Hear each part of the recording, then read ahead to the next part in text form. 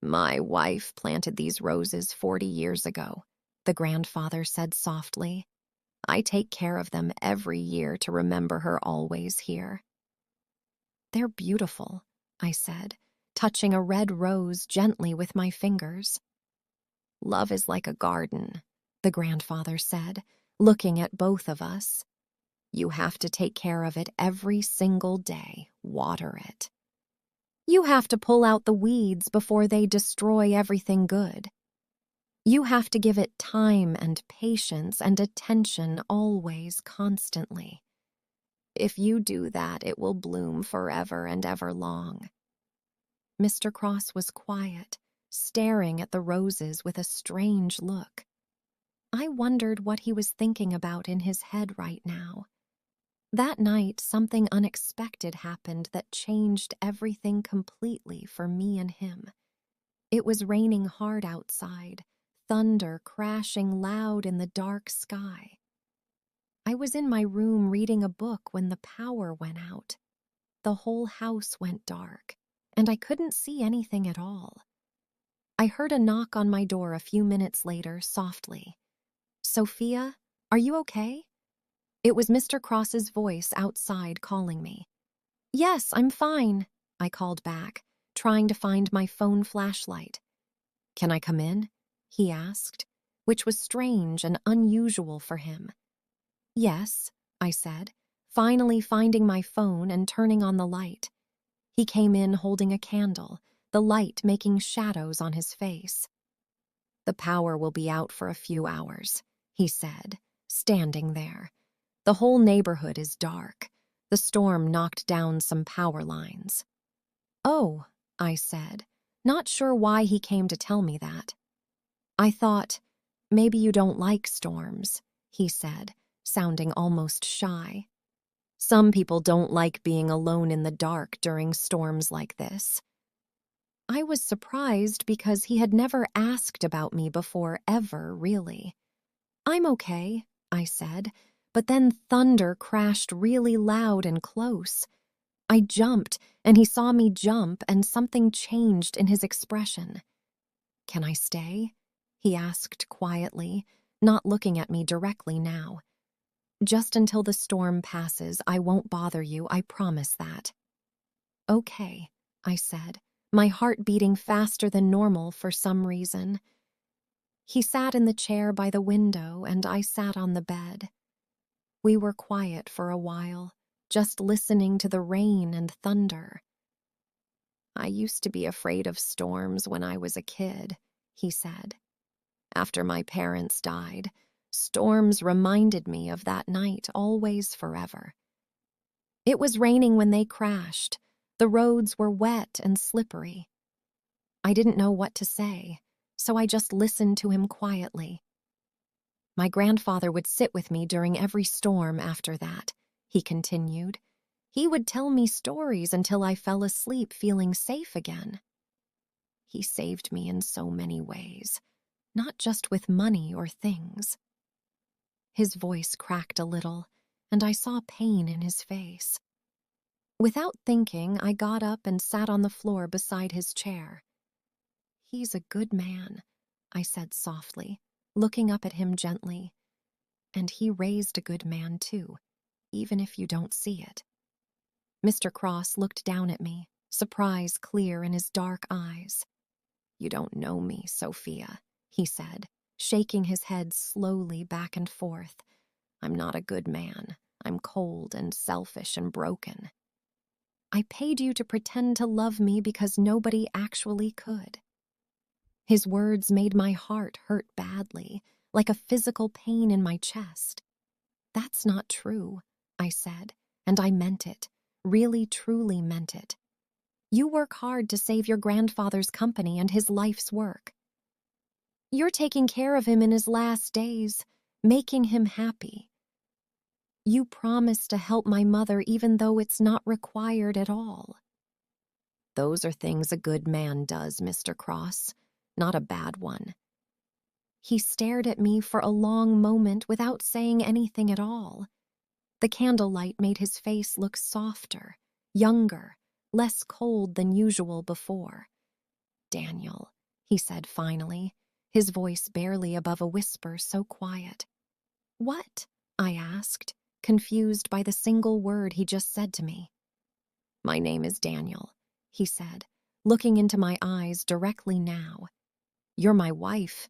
Even if it's fake, you should use my name. Okay, Daniel, I said, and his name felt strange on my tongue oddly. Something shifted in the air between us, something warm and electric and scary. The storm passed after an hour, but Daniel didn't leave my room yet. We talked more that night than we had in 2 whole years. He told me about his parents, how they loved to laugh and dance. He told me about taking over the company at 23 years old. He told me how lonely he was, working all the time with nobody. I told him about growing up poor with just my mother and me. I told him about my dream of going to school someday for nursing. I told him about feeling invisible my whole life, like I didn't matter. You matter more than you know, more than I can explain right now. My heart did that strange jumping thing again, stronger this time than before. When the power came back on, the bright lights felt too harsh suddenly. Daniel stood up slowly, like he didn't really want to leave yet. Thank you, he said, standing at my door and looking back at me. For what? I asked, confused about what he was thanking me for exactly. For listening, he said simply, then left and closed the door behind him. I sat on my bed for a long time, my heart racing fast. Something had changed tonight, something big and important and scary too much. I was starting to have real feelings for Daniel, my fake husband forever. And that was definitely not part of our business deal at all. Ever. Part 6, The Grandfather's Wish. The next morning felt different, like the world had changed colors overnight somehow. Daniel was in the kitchen when I came down for breakfast early. He was making coffee, something he never did because I usually made it. Good morning, he said, and he actually smiled a little bit at me. Good morning, I said back, feeling shy and strange around him suddenly now. I made you coffee, he said, handing me a cup carefully without spilling. Thank you, I said, our fingers touching briefly when I took the cup. That small touch sent electricity through my whole body like lightning strikes inside.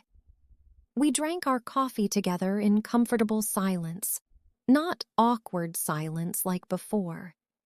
It felt natural, like we had done this 1,000 times before already.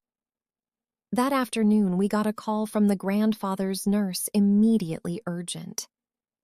You need to come now, she said, her voice scared and shaky. He's getting worse, much worse than before. The doctor is worried very much. We drove to the mansion faster than we should have legally gone.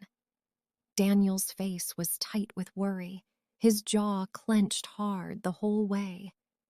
I reached over and took his hand, squeezing it gently and supportively tight.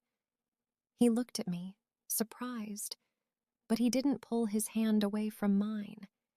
He held my hand back, gripping it like I was his anchor somehow. The grandfather looked terrible when we arrived at his big bedroom upstairs. His skin was gray and his breathing was shallow and very difficult.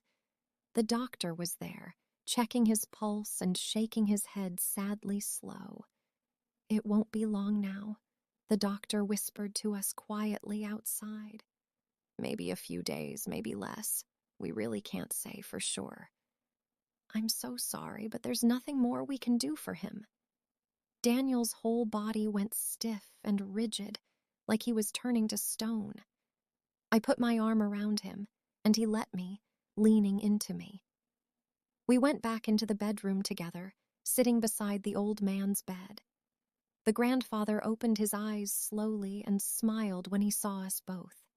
My children, he whispered, his voice so weak now, barely there at all.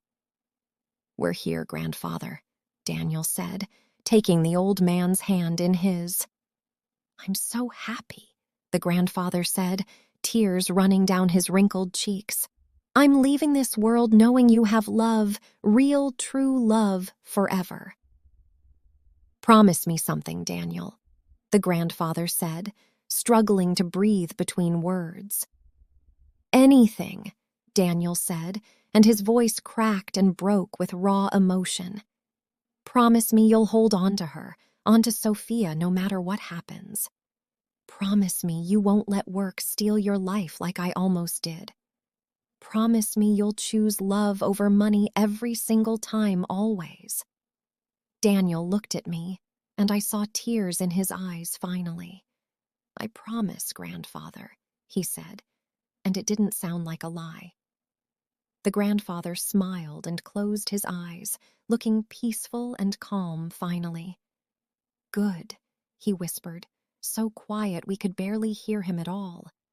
"That's all I ever wanted for you, my boy, my grandson, my son." We stayed with him all day and all night, never leaving his side. The nurse brought us food, but neither of us could eat anything at all. Daniel held his grandfather's hand the whole time, not letting go once. I sat beside Daniel, my hand on his shoulder, giving him support. Around 3 in the morning, the grandfather's breathing changed and slowed down. The nurse checked his pulse and looked at us with sad, knowing eyes. "It's time," she whispered gently, giving us space and privacy for goodbye. Daniel leaned close to his grandfather's ear, tears flowing freely down his face. "Thank you for everything, grandfather," he whispered, his voice breaking completely apart. "Thank you for saving me, for loving me, for never giving up. I love you so much, more than words can ever say."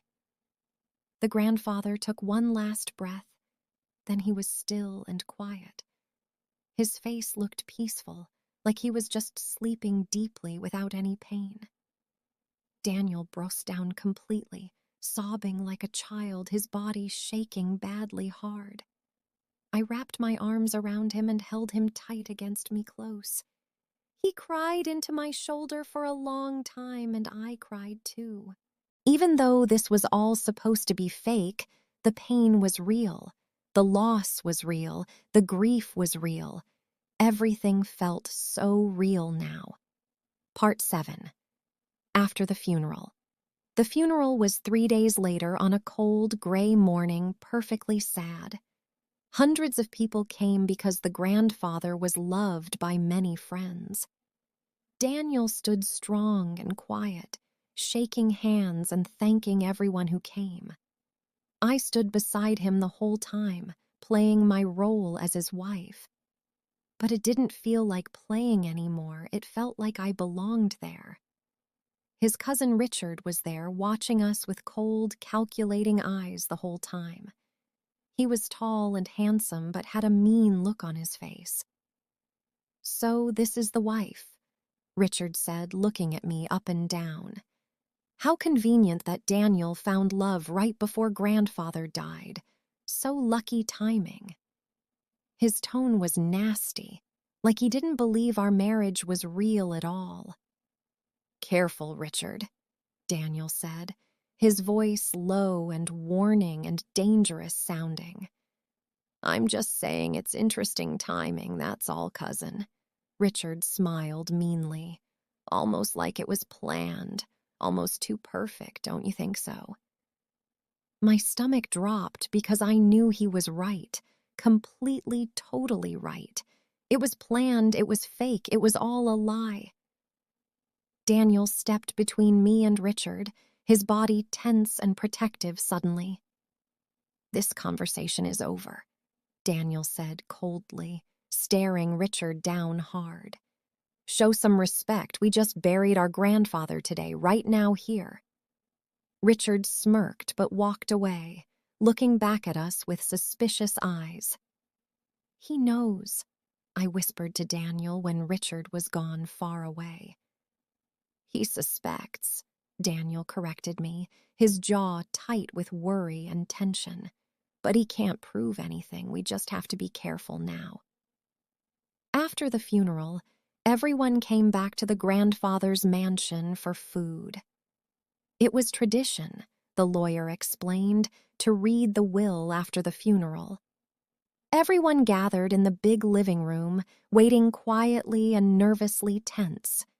The lawyer was an old man with glasses, holding a thick folder. "Thank you all for coming during this difficult time," he began formally. "Mr. Cross left very specific instructions about his estate and company business." My heart was pounding so hard I could hear it loud. This was it, the moment we had been lying for all along. "To my grandson Daniel Cross, who has found love and built a family," the lawyer read slowly, looking up at us over his glasses carefully. "I leave my entire company, all my properties and my fortune completely, on the condition that he remains married for at least 1 full year." My blood went cold, freezing completely in my veins instantly like ice. 1 year, not 3 months like we planned, but 1 whole year. Daniel's hand found mine and squeezed it tight, almost painfully hard so much. "If Daniel divorces within 1 year of my death," the lawyer continued reading, "everything goes to Richard Cross, as stated in this legal binding document." Richard was smiling now, that mean smile that made my skin crawl badly. He thought he would win, thought we would break under the pressure. The lawyer finished reading and closed the folder with a final snap. "Congratulations, Daniel," Richard said loudly so everyone could hear him clearly. 1 whole year of playing house with your convenient wife. Good luck. Let's see if your marriage is as real as you claim it is." We drove home in complete, total silence, neither of us speaking at all. My mind was racing with thoughts, questions, fears, everything spinning around fast. 1 year was so much longer than 3 months, so much more time. Could we really keep pretending for that long without people finding out? Could I keep pretending when my feelings were becoming real every single day? When we got home, Daniel went straight to his office and closed the door. I went to my room and sat on the bed, staring at nothing. An hour later, there was a knock on my door, soft and hesitant. "Come in," I said, and Daniel entered looking tired and older somehow suddenly. "We need to talk," he said, sitting in the chair by the window. "Yes," I agreed, my heart pounding with fear and nervousness and anticipation. "The will changed everything," he said, running his hands through his hair. "I understand if you want to back out of our deal right now. 1 year is a long time, much longer than we agreed on. I'll still pay you the $200,000 we agreed on." "You don't have to stay, Sofia. You can leave tonight if you want." His words should have made me happy because I could take the money. But instead they made my heart sink down low into my stomach heavily. "What do you want?" I asked quietly, looking at his tired face carefully. "What I want doesn't matter," he said, not meeting my eyes at all.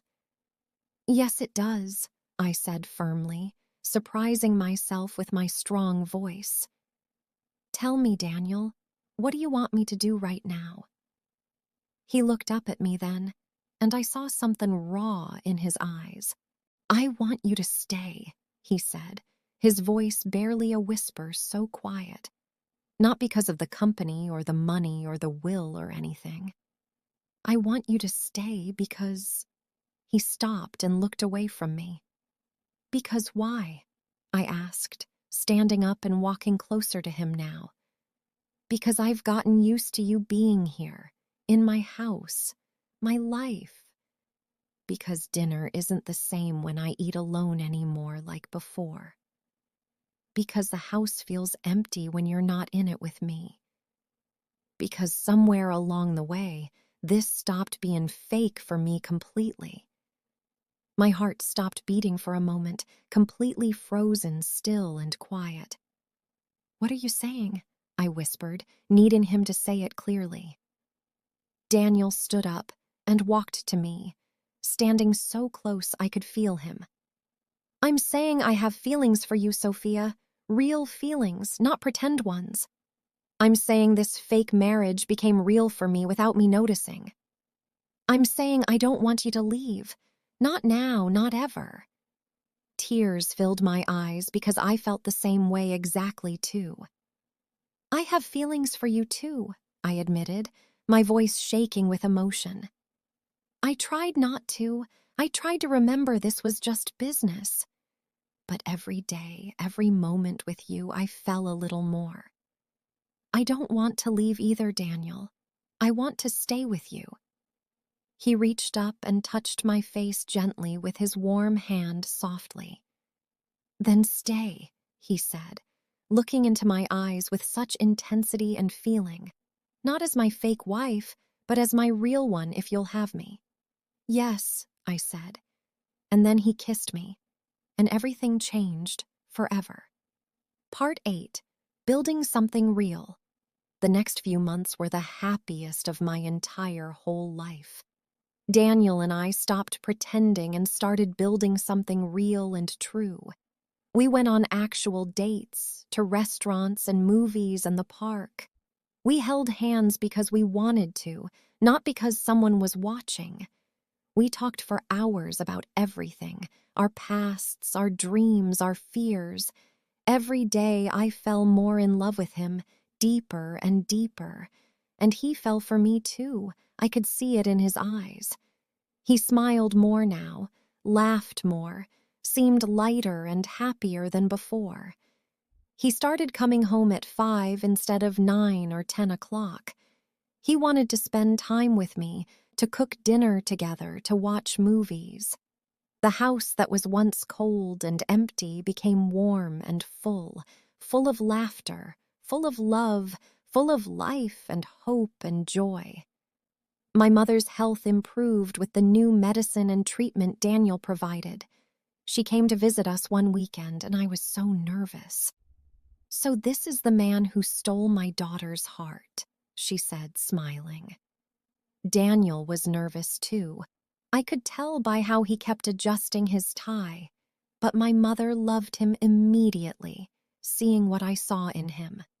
"You make my daughter happy," she told him privately when I left. "That's all a mother can ask for, nothing more than that ever." But not everything was perfect because Richard was still watching us closely. He hired a private investigator to follow us around everywhere we went. He was looking for proof that our marriage wasn't real from the start. "He's desperate," Daniel said one night, holding me close on the couch. "The company is doing better than ever, and he knows he's losing." "What if he finds out the truth?" I asked, fear creeping in slowly. "What if he discovers we started as a fake marriage for the money?" Daniel was quiet for a moment, thinking carefully about his answer to me. "Then we tell the truth," he said finally, surprising me with his words. "We tell everyone that yes, it started as a business deal and arrangement, but it became real. We fell in love, and that's what matters now. Love that grows from anything is still love, still real, still valid." His words made me feel better, but I was still scared of losing everything.